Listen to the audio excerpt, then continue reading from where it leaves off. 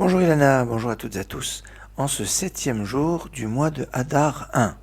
Alors le 7 Hadar, ça nous fait penser évidemment à Moshe Rabbeinu, Moshe qui est Niftar un 7 Hadar. Enfin, il y a une discussion quand même, certains maîtres disent que c'est le 7 Shvat, et il y a une discussion, est-ce que s'il y avait 2 Hadar, et il y a même une opinion qui dit que Moshe Rabbeinu est Niftar le 7 Hadar du Hadar 1 et pas Hadar 2.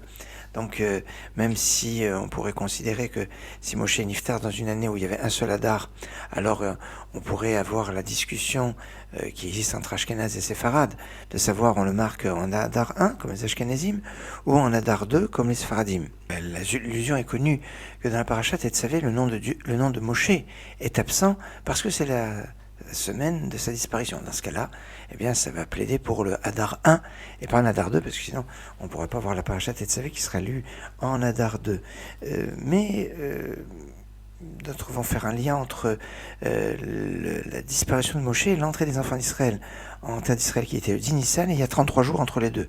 Alors, si on doit dire cela, soit c'était une année où il y a un seul Hadar, soit, eh bien, il faut le marquer en Hadar 2. Toujours est-il que Moshe Rabbeinu était donc ce maître dont on ne sait pas où il est enterré. D'ailleurs, en Israël, c'est aujourd'hui le jour anniversaire pour les soldats dont on n'a pas de lieu de sépulture. Et puis c'est aussi le jour de fête de la Chevra Kadisha, fête jour de jeûne pour la Chevra Kadisha, pour les ponts funèbres, pour demander pardon à tous ceux qui ont été enterrés dans le courant de l'année et à qui on n'aurait peut-être pas rendu les hommages et les honneurs tels qu'ils auraient pu les souhaiter. Et donc les membres de la Chevra Kadisha, des ponts funèbres, jeûnent la journée et font une seuda de sioum, on pourrait dire à la conclusion de la journée. Alors c'est très intéressant parce que dans le cas du Daf Yomi, eh bien on est actuellement sur la fin du traité Moed Katan, le traité Moed Katan qui parle justement des lois de deuil.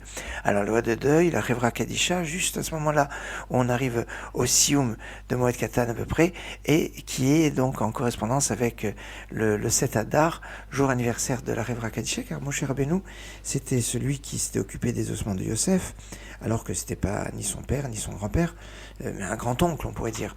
Alors il y a un lien assez intéressant entre le 7 Hadar, la Chevra Kadisha et la conclusion du traité Moed Katan dans le cadre du Daf Yomi.